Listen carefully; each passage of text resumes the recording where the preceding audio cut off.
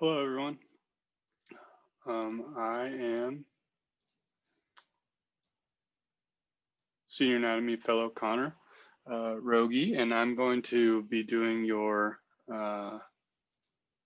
radiology lecture on the GI system. So I'm going to share my screen and we're going to get started. This shouldn't take super long, but this is a useful tool for you all to understand 3D anatomy and be able to see what some of these things look like in the clinics. So this was created by a couple of our fellows earlier on that have graduated now, and I will be presenting it.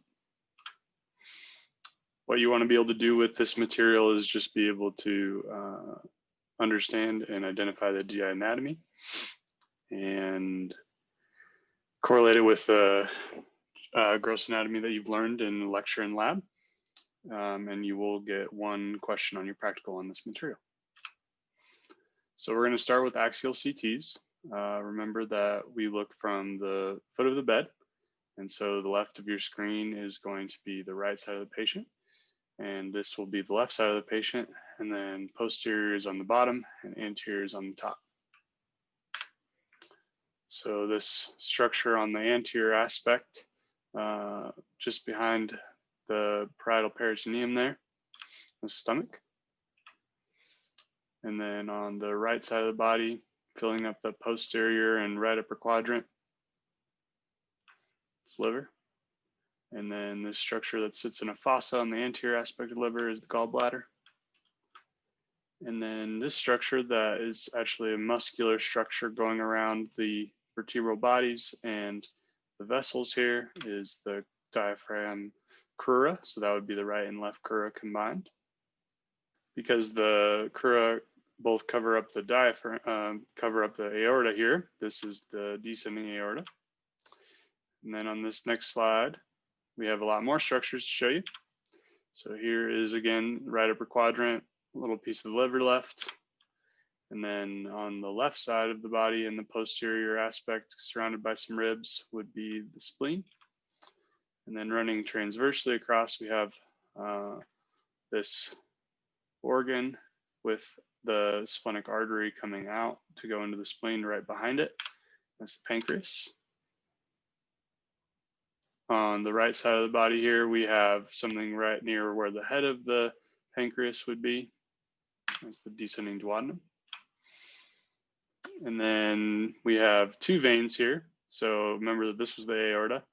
And then we have a more posterior vein and a more anterior vein, both kind of going near the liver.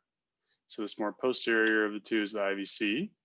And then the more anterior of the two is going to go into the liver itself, and that is the portal vein. Again, this is the splenic artery coming just posterior to the pancreas into the spleen itself. And then just anterior to that, we can see the splenic vein. One common theme, I think, in the GI system is that the veins tend to run anterior to the arteries. Other than the IVC, I think that holds true for the most part. Okay, and then on this picture, we already have a couple of things labeled for you. Just continuing down with the descending aorta and the IVC. And then just anterior to that, we have the celiac trunk. This is at TV12. So this is real high up. And then this would be sitting on the superior aspect of the kidney, and it's kind of surrounded by a bunch of more hypoechoic tissue. That's the left suprarenal gland surrounded by a bunch of fat. And then if we go down a step to LV1, we still have the descending aorta and IVC. And then we also have the superior mesenteric artery. So those vertebral levels are kind of helpful when identifying those. And then we have just to the side of the superior mesenteric artery actually is going to run anterior to it, and it is also running anterior to the descending aorta. That's the right renal vein. Remember that kind of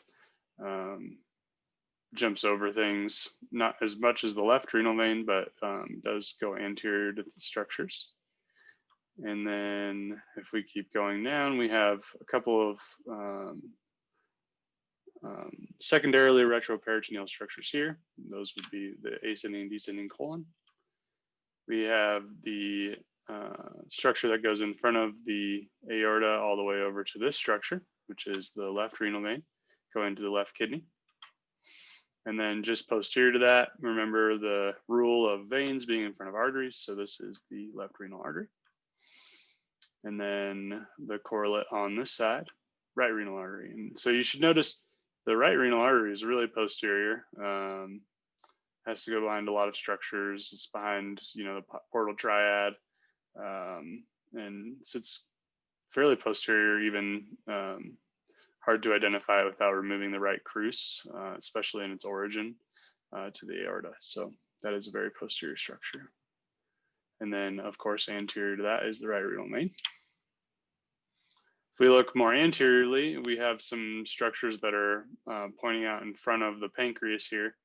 And these are just the superior mesenteric artery and vein. I would have a difficult time identifying which one is artery and which one's vein just by looking at this. But this is just where those two are both going through the mesentery to reach the abdominal organs. Now we're at LV3, and we're still following descending aorta and IVC down. And we can see these two structures a little bit off to the left of the descending aorta. And because we're at LV3, it's helpful to know that that is where the IMA will come off, and then the IMV ascending and draining blood superiorly towards the splenic vein. And then we still have some branches of the SMA and SMV going down through the mesentery. So for this one, you would think that you would see the IMA coming directly off the aorta because that's where it's originating.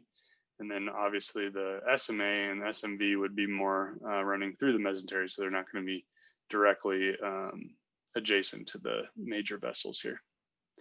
And then if we look posteriorly, we're at LV3, we have a vertebral body here and a large muscle that's coming off the side, and that is the psoas major muscle.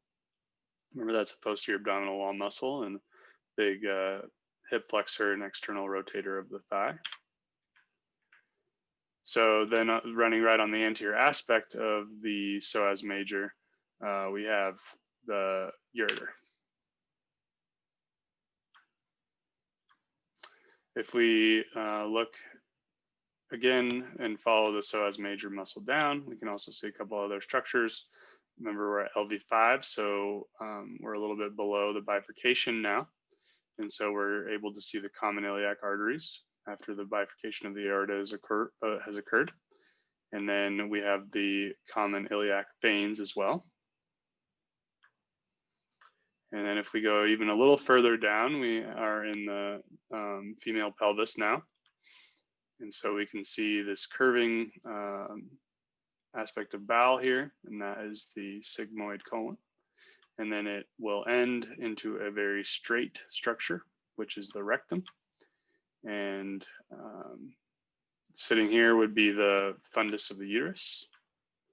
And that's all we have for the axial CTs. So now we'll look at a few coronal slices. I think this is probably where you'll be a little bit more comfortable because things look real pretty in these pictures.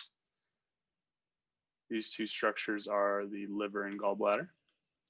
And then off to the left here, we have the stomach. Running between the duodenum and the major vessels here, we have the body of the pancreas. We have the two sides of the colon here, the ascending and descending colon. And then we have this, this vessel here that is emerging from the inferior aspect of the pancreas, that's the SMA. And its counterpart, the SMV. I think you guys can appreciate that the SMV is draining and combining with the splenic vein, and those two will combine to form the hepatic portal vein. Off to the right of going off on the right of the SMA here, we have the right colic artery going to supply the ascending colon and the hepatic flexure.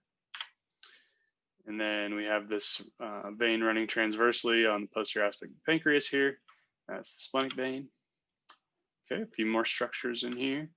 So we have a nice picture of a couple arteries, one that is sending off splenic and looks like common hepatic here. That would be the celiac trunk. I think I gave that one away a little early. And here is the splenic. And then this one just below that would be the superior mesenteric. And then if we're looking down here, we have probably branches of the superior mesenteric, correct? So that is going to be the ileocholic artery going down to supply the ileocecal junction, the cecum, the ascending colon, and the appendiceal artery as well. And then down here, we can see another artery that is not paired, and that is our last unpaired vessel off the abdominal aorta, and that is the IMA. And off of the IMA, we have branches. So this one is looking like it's heading straight towards the pelvis, and that is the superior rectal artery. Right here, we have a large venous structure. The color coordination is nice for these photos, and that is the portal vein. You can kind of tell that that is, we're a little bit more posterior here. So this is still above where the SMV and the splenic vein came together, but now we can really see the full diameter of the portal vein. All right, and then we have this guy. We're just going a little bit more posterior. This is the liver. I think that one's pretty easy for y'all. Here's the gallbladder. Here's the large vein going into the liver. There's portal vein. Stomach still. Pancreas still. Remember that there are parts of the pancreas, this far left aspect of the pancreas, the tail of the pancreas. And then here we have a part of the small intestine that is wrapping around the head of the pancreas. And so that is the duodenum. Specifically, this would be the second part of the duodenum. This is the descending aspect. Here we have the abdominal aorta. On the left side here, we have the left kidney. And then we have a artery that is heading towards that. So we have a left renal artery. Remember that that's going to be paired. So the renal arteries don't get those confused with the mesenteric artery because it is paired. And then you can see the right renal artery going posterior to several structures there. And then an even more posterior vein than the portal vein, that would be the IVC. All right, here's a couple of angiograms just to kind of help you guys practice your vasculature a little bit. And so we gave away that this is the celiac trunk, but then it's helpful for you guys to know the different branches of that. So the left gastric artery is the one that's going to ascend directly up towards the lesser curvature of the stomach, and then it'll give off esophageal branches. So you're seeing some real small tenuous branches going even more superiorly, and those will be the esophageal branches.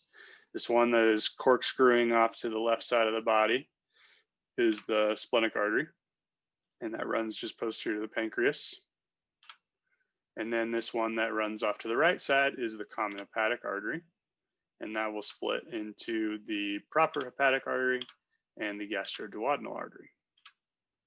And then remember that the gastroduodenal artery also has branches. And so this one here is the gastroepiploic artery. I would call that most likely the right gastroepiploic or gastroomental artery. Those are synonymous.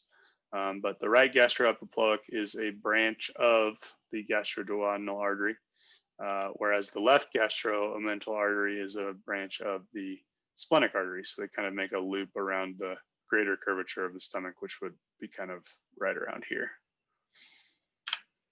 And then continuing on from gastroduodenal and its split, we have the anterior superior pancreaticoduodenal artery. So remember that the posterior superior would have branched more proximally, but the terminal branches of the gastroduodenal artery are these two, the anterior superior pancreaticoduodenal and the gastroepiploic. All right, here's another angiogram. This is helpful that we give you the giveaway of the SMA. So this is just a lumbar artery rising off the abdominal aorta. Just kind of interesting to see that. It's kind of really apparent on this picture, so it's cool that they labeled that. And then here's the SMA itself. And then remember that the SMA has a very proximal branch, and that's the inferior pancreaticoduodenal artery. So that'll be the first branch off the SMA. And then as we go down here, we can see several branches that will supply the colon and the small intestines. So this will be the middle colic artery. That tends to be the artery that has the most superiorly. But remember that the transverse colon is very mobile. And so this can put that artery in different places depending on how the transverse colon is oriented within the abdominal cavity. Next one, if we're just walking down the colon, this should make sense. This is the right colic artery. And then on the more of the left side of the vessel, we can see the more small intestinal arteries. These are jejunal branches. I think you can see that that is very, very highly vascular in that area. And that's one way that you differentiate the jejunum from the ileum, is that it's more vascular. And then here is the ileal branches. I think you can see that the density of the vasculature there is not quite as much as up here. This is like a very dense net of vessels, whereas this is a little bit more, more windows. And then this branch is the terminal branch, and that is the ileocolic artery. And thankfully, it didn't get as detailed as all the branches of the ileocolic on this picture. And then we also just had one more ileo branch there. Okay. Here's an angiogram of the inferior mesenteric artery. And so there's the IMA itself. Remember that we have gone up to the last third of the transverse colon with the superior mesenteric artery. And so we need to get the splenic flexure with the left colic artery and its ascending branch. And then what's left is the sigmoid arteries and the superior aspect of the rectum. And so here are the sigmoid arteries.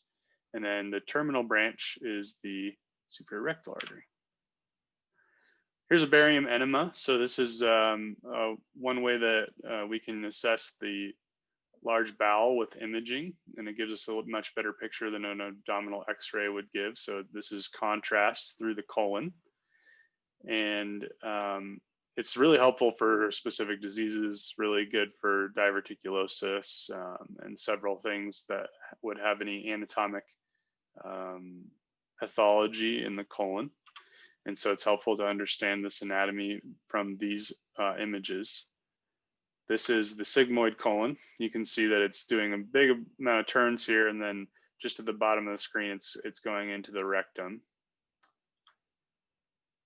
This would be the descending colon on the left side of the body.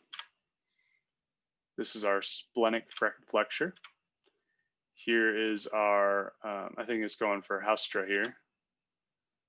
This is a really good picture of the anatomy of those haustra and the segmentation of the large bowel. Here's the transverse colon. I think you can even appreciate how mobile the transverse colon is in this picture. It's really sitting inferiorly in this picture because of how mobile it is. Here's the hepatic flexure, and this is the ascending colon, and then this large outpouching here, the cecum, and then obviously where it's going from very skinny to much larger is the ileocecal junction. This is a upper GI series, and so it's kind of the same idea, just putting contrast into the bowel, but from the top end rather than the bottom end. And this is really important, again, for any anatomic defects, especially if you have volvulus or malrotation or duodenal atresia. This is a very good test to use for anatomical issues. So this is our stomach and the lesser curvature. We're getting close to the pyloric antrum here. So this is the pyloric canal. This is the pylorus itself. You can see that it is getting very skinny at that point. Here's the duodenal bulb. So that would be the first part of the duodenum, or that is still peritonealized. And then the second part of the duodenum here is going retroperitoneal and descending. The third part of the duodenum also retroperitoneal and goes transversely. And then here is the fourth part of the duodenum, which is becoming peritonealized once again as it goes and is cupped by the ligament of Treitz and goes through the duodenal fossa. And that is where we see the duodenal jejunal junction. And that ligament of Treitz does create the duodenal jejunal flexure. And then we continue on into the jejunum. And so that gives you a good idea of what a upper GI series looks like. Obviously the colors wouldn't be there, but other than that, that is what they are kind of look like. So this is a cholangiogram. This is a really cool tool that they will use during surgery. They poke a little hole in the cystic duct and put contrast fluid into the ductal system.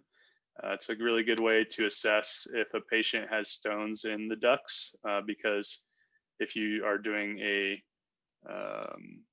cholecystectomy or a gallbladder removal, and you want to see if they have any ducts any stones in the ducts, I'm sorry, then you use a cholangiogram, and then you need to do a different procedure called an ERCP to deal with those stones in the actual ducts themselves. So this is a really good tool that you'll probably see if you have a general surgery rotation later on in your career.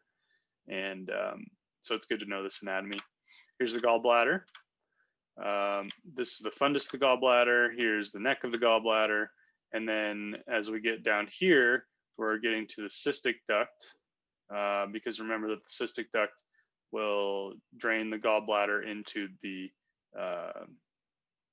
common hepatic duct, but the common hepatic duct is created by the right and left hepatic ducts.